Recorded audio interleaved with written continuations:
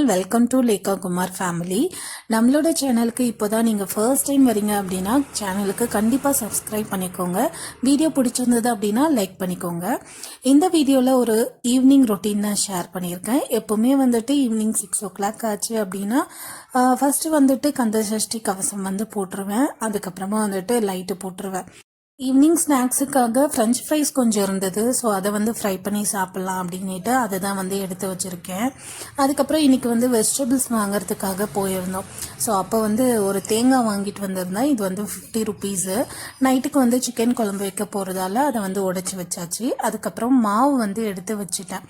So ஃப்ரிட்ஜிலேருந்து எடுத்து கொஞ்சம் நேரம் வச்சு அதுக்கப்புறம் செய்தோன்னா நல்லாயிருக்கும். இட்லி அப்படி இல்லைன்னா தோசை ஊற்றிக்கலாம் அப்படின்ட்டு இது வந்து காலையில் வச்சு அந்த குருமா குழம்பு. அதுக்கப்புறமா வந்து குழம்புக்காக வெங்காயம் தக்காளி இதெல்லாம் எடுத்து வச்சாச்சு. ஸோ அதுக்கப்புறமா தயிர் போடுறதுக்காக பாலுமே வந்து காய்ச்சி வச்சுட்டேன். என்னோட ஈவினிங் பூஜை ரொட்டீன் எப்படி இருக்கும் அப்படின்னா ஃபஸ்ட்டு வந்து விளக்கேற்றிடுவேன். கண்டிப்பாக வந்துட்டு நம்மளோட வீட்டில் டெய்லி வந்து நம்ம வந்து கற்பூரம் காட்டணும். ஸோ நம்ம வீட்டில் வந்து அந்த பெல் அடிக்கிற சத்தம் கேட்கணும். அப்போ வந்து அது வந்து நமக்கு ஒரு பாசிட்டிவ் வைப் கொடுக்கும் அப்படின்னு சொல்லுவாங்க. ஸோ அதனால வந்துட்டு ஃபஸ்ட்டு விளக்கேற்றிட்டு அப்புறம் ஊதுவத்தி எடுத்து அதை காமிச்சிட்டு உள்ளார ஒரு 3 ஸ்டிக் வச்சுட்டு அதுக்கப்புறமா வெளியவும் எடுத்துகிட்டு போயிட்டு வச்சுடுவேன். அதுக்கப்புறமா வந்துட்டு சாம்பிராணி இருக்கும். அது வந்துட்டு நான் டிமார்ட் போயிருந்த போது வாங்கிட்டு வந்திருந்தேன். பெருசு இருக்கும். பெருசு வந்துட்டு எப்பயாவது ஸ்பெஷலாக பண்ணுற அன்னைக்கு வந்துட்டு பெரிய அந்த சாம்பிராணி ஏற்றிடுவேன். ஸோ டெய்லி வந்துட்டு என்ன பண்ணுவேன்னா சின்னதாக இருக்கும் அதை வந்துட்டு ஏற்றி வச்சுருவேன். அதுக்கப்புறம் என்ன பண்ணுவேன்னா கற்பூரம் தான் காட்டுவேன். ஸோ கற்பூரம் வந்துட்டு எப்போவுமே நான் காமிக்கும் போது பாப்பாவுக்கு ஒரே ஹாப்பி ஆகிடும். அந்த தீபம் எரியறதை பார்க்கும்போது அவங்களுக்கு ஹாப்பி ஆகிடும். அப்படியே என் பின்னாடியே வந்துட்டு இருப்பாங்க. ஸோ ஃபஸ்ட்டு வெளியெல்லாம் போயிட்டு காமிச்சிட்டு அதுக்கப்புறமா உள்ளாரையும் எடுத்துகிட்டு வந்து காமிச்சிடுவேன்.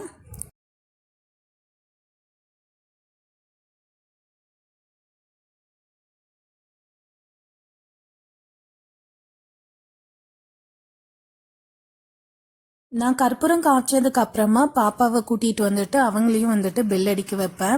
ஸோ அவங்களுக்கு வந்து இது நல்லா பழகிருச்சு. அவங்க கையில் வந்து நான் பெல்லு கொடுத்தேன் அப்படின்னா டக்குன்னு வந்து யோசிக்காமல் அதை வாங்கி நல்லா அதை ஆட்டுறதுக்கு ஸ்டார்ட் பண்ணிடுவாங்க. ஸோ அது முடிச்சதுக்கு அப்புறமா வந்துட்டு குங்குமம் விபூதி இதெல்லாம் வந்து வச்சு விட்டுருவேன். இதை வச்சுட்டு இருக்கும்போதே பாப்பா வந்து அந்த குங்கும டப்பாவை வந்து நல்லா இழுத்து விட்டுட்டாங்க. ஸோ அப்புறம் அதெல்லாம் வந்து எடுத்து தொடச்சி வச்சுட்டேன். அதுக்கப்புறம் இந்த ஃப்ரெஞ்ச் ஃப்ரைஸ் வந்து ஃப்ரை பண்ணிட்டு இருந்தேன். அப்புறம் தயிர் போடுறதுக்காக பால் காய்ச்சி வச்சுருந்தது அதுவுமே நல்லா ஆறிடுச்சு. ஸோ அதில் வந்துட்டு கொஞ்சமாக கடையிலேருந்து தயிர் வாங்கிட்டு வந்திருந்தேன். அதை வந்து இதில் ஊற்றி வச்சுட்டேன். கடையில் வாங்குகிற தயிர் வந்து பார்த்திங்கன்னா டேஸ்டே இருக்காது. அதனால தான் வந்து நான் வீட்லேயே நல்லா காய்ச்சி ஒரு 15 நிமிஷம் வரைக்கும் நம்ம காய்ச்சிட்டோம் அப்படின்னா அது வந்து ரொம்ப டேஸ்ட்டாக இருக்கும். அதே மாதிரி அதில் நிறைய வெண்ணெயும் வந்து வரும். பட் நான் வெண்ணெய் எடுக்க மாட்டேன். மோர் வந்து போட்டு அதை வந்து குடிச்சிருவோம். அது வந்து நல்லா ஹீட் ரிடக்ஷனுக்கு ஹெல்ப் பண்ணும். இந்த ஃப்ரெஞ்ச் ஃப்ரைஸ் வந்து பார்த்திங்கன்னா நம்ம ஃப்ரை பண்ணுறதுக்கு முன்னாடி அட்லீஸ்ட் ஒரு 15 minutes ஆச்சும் வெளியே எடுத்து வச்சுட்டு அதுக்கப்புறமா நம்ம ஃப்ரை பண்ணோம் அப்படின்னா ரொம்ப சீக்கிரமாக வந்து ஃப்ரை ஆகிடுது. அதே மாதிரி ஒரு வாட்டி ஃப்ரை பண்ணிவிட்டு ஒரு 5 minutes எடுத்துட்டு திரும்பவும் வந்து நம்ம போட்டு ஃப்ரை பண்ணும்போது அது இன்னுமே வந்து நல்லா கிறிஸ்பியாக வருது. எப்பயாவது வந்து பர்கர் வாங்குவோம். ஸோ அது கூட வரும். அது வந்து நமத்து போன மாதிரி இருக்கும். சாப்பிடவே பிடிக்காது. ஒரு வாட்டி வந்து இந்த மாதிரி நானே போட்டு ஃப்ரை பண்ணி பார்த்தேன். ரொம்ப கிறிஸ்பியாக அதே மாதிரி டேஸ்ட்டாக இருந்தது. அதுலேருந்து இது வந்து எனக்கு பிடிச்சி போச்சு. ஸோ அதனால தான் வந்து இது இன்னொரு வாட்டி நானே வாங்கி ட்ரை பண்ணலாம் அப்படின்ட்டு வாங்கினேன். அப்புறம் ஃப்ரை பண்ணதுக்கப்புறமா இதில் கொஞ்சமாக தனி மிளகாய் தூள் உப்பு இது ரெண்டுத்தையும் சேர்த்து மிக்ஸ் பண்ணிவிட்டு ஸோ ஈவினிங் ஸ்நாக்ஸ் வந்து சாப்பிட்டாச்சு. நைட்டுக்கு வந்து டின்னர் வந்து பார்த்திங்கன்னா இட்லியும் தோசையும் ஊற்றிட்டு ஸோ அதுக்கு வந்து சிக்கன் குழம்பு வந்து செய்யலாம் அப்படின்ட்டு அதை தான் செய்துட்டு இருந்தேன். போன வீக் சண்டே வந்து ஊருக்கு போயிட்டோம். ஸோ எடுக்கலை. அதனால் வந்துட்டு நேற்று எடுத்தாச்சு. இந்த குழம்பு வைக்கிறதுக்கு வந்து பார்த்திங்கன்னா ரொம்ப சிம்பிள். நம்ம குழம்புக்கு என்னென்ன இன்க்ரீடியன்ட்ஸ் போடுவோமோ அது எல்லாத்தையும் போட்டு ஒன்றா வதக்கிடணும். ஸோ இந்த ரெசிபி ஆல்ரெடி வந்து ஷேர் பண்ணியிருக்கேன். இதுலேயுமே வந்து நான் சொல்கிறேன். கடாய் வச்சுட்டு கடாயில் கொஞ்சமாக எண்ணெய் விட்டுட்டு அதில் தனியா, அதுக்கப்புறமா ஒரே ஒரு வரமிளகா, அதுக்கப்புறம் ஹோல் ஸ்பைசஸ் நம்ம என்னென்ன போடுவோமோ பிரிஞ்சி இலை, லவங்கம், ஏலக்காய், பட்டை இதெல்லாம் வந்து போட்டுட்டு அதுக்கப்புறமா சோம்பு, ஜீரகம், மிளகு. எங்கிட்ட மிளகு இல்லை, அதனால தூளாக வந்து சேர்த்துக்கிட்டேன். அதுக்கப்புறமா ஒரு துண்டு இஞ்சி, ஒரு 5 பல் பூண்டு இதையுமே வந்து சேர்த்துக்கிட்டேன். அதுக்கப்புறமா கொஞ்சமாக புதினா, கொஞ்சம் கொத்தமல்லி, கொஞ்சோண்டு கருவேப்பிலை. ஸோ இதெல்லாம் வந்துட்டு வாஷ் பண்ணி வச்சுருந்தேன். அதை வந்துட்டு இதில் போட்டாச்சு. ஸோ இது போட்டதுக்கப்புறமா வந்துட்டு இந்த குழம்புக்காக 2 தக்காளி, 2 வெங்காயம் கட் பண்ணி வச்சுருந்தேன். ஸோ அதையுமே வந்து சேர்த்து கூட கொஞ்சமாக வந்து தேங்காய், கொஞ்சமாக முந்திரி பருப்பு, ஸோ இது, அதுக்கப்புறம் கொஞ்சமாக கசகசா இதையும் சேர்த்துட்டு ஒரு 5 மினிட்ஸ் போல் வதக்கினா போதும். நிறைய நேரம் வந்து இதை வதக்கணும் அப்படின்ட்டு அவசியம் கிடையாது. ஸோ கொஞ்சம் நேரம் வதக்கிட்டு அதுக்கப்புறமா ஒரு பிளேட்டில் மாற்றிட்டு இதை நல்லா ஆற வச்சுட்டேன். அதுக்குள்ளவே வந்துட்டு பார்த்திங்கன்னா குக்கர் வச்சு அதில் கொஞ்சமாக ஏலக்காய் தூள், கொஞ்சமாக கருவேப்பிலை, ஒரே ஒரு வரமிளகா அதையும் வந்துட்டு சேர்த்துட்டு வாஷ் பண்ணி வச்சுருக்க சிக்கனு அதையும் வந்து இது கூட சேர்த்தாச்சு. சிக்கன் வந்து பார்த்திங்கன்னா அம்மா தான் வந்து வாஷ் பண்ணி கொடுத்தாங்க. ஸோ நான் வந்துட்டு சைடில் மற்ற வேலையெல்லாம் பார்த்துட்டு இருந்தேன். சிக்கன் போட்டதுக்கு அப்புறமா ஒரு 10 நிமிஷம் வரைக்கும் நல்லா வதக்கி விடணும். ஸோ இதில் வந்து கொஞ்சமாக வந்து மஞ்சள் தூள், அதுக்கப்புறமா கொஞ்சமாக குழம்பு மிளகாய் தூள் அதை தான் வந்து சேர்த்துக்கிட்டேன்.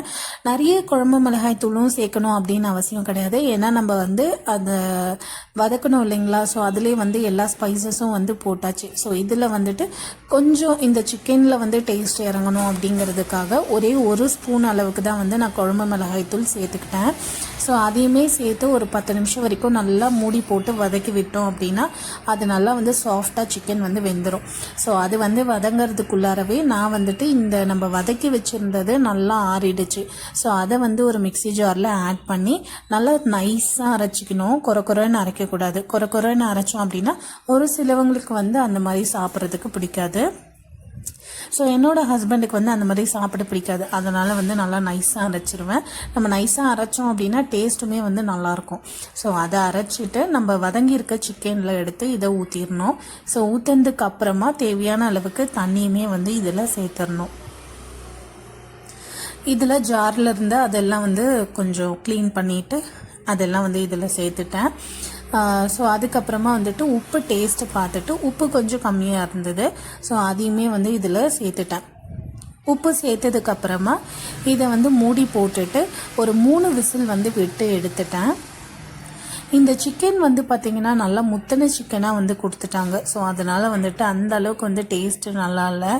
லாஸ்ட் டைம் வந்து வாங்கியிருந்தது நல்லா சாஃப்டாக இருந்தது. ஒரு மாதிரி டேஸ்ட்டுமே வந்து நல்லா இருந்தது. ஸோ இது வந்து எனக்கு அவ்வளோவா வந்து பிடிக்கல. இப்போ வந்து நல்லா 3 விசில் விட்டு எடுத்ததுக்கு அப்புறமா வந்துட்டு திரும்பவும் வந்து கொஞ்சமாக கொத்தமல்லி சேர்த்துட்டு ஒரு 5 நிமிஷம் வரைக்கும் நம்ம கொதிக்க விட்டுட்டோம் அப்படின்னா குழம்பு வந்து சூப்பராக வந்து ரெடி ஆகிடும். இட்லி வந்து ஊற்றி வச்சுட்டேன். ஸோ அதுக்குள்ளவே வந்துட்டு தோசையும் வந்து ஊற்றிடலாம் அப்படின்ட்டு அதை தான் வந்து ஊற்றிட்டேன். ஏன்னா ஹஸ்பண்ட் வந்துட்டாங்க. ஸோ அவங்க வந்து சாப்பிட்ணும், லேட் ஆகிடும் அப்படின்றதுக்காக ஃபஸ்ட் வந்து தோசை ஊற்றிட்டு இருந்தேன். ஸோ அதை வந்து ஊற்றி எடுத்துகிட்டு போய் கொடுத்துட்டு அவங்கெல்லாம் சாப்பிட்டதுக்கப்புறமா நானுமே சாப்பிட்டுட்டேன். அப்புறமா பால் குடிச்சாச்சு. ஸோ அதுக்கப்புறமா வந்துட்டு சியா சீட்ஸ் கொஞ்சம் ஊற வச்சுருந்தேன். ட்ரை ஃப்ரூட்ஸ் அண்ட் நட்ஸு அதையுமே ஊற வச்சாச்சு நெக்ஸ்ட் டே ஜூஸுக்கு. அதுக்கப்புறம் டீடாக்சிஃபை ட்ரிங்க்கு ஜீரகம், சோம்பு, வெந்தயம் இதையும் போட்டு ஊற வச்சாச்சு. கிச்சன் எல்லாம் க்ளீன் பண்ணியாச்சு. ஸோ போயிட்டு தூங்குறதுக்கு ஒரு 10:30 போல் ஆகிடுச்சு. அவ்வளோதான். இந்த வீடியோ பிடிச்சிருந்தா லைக் பண்ணிக்கோங்க, சப்ஸ்கிரைப் பண்ணிக்கோங்க. பாய்.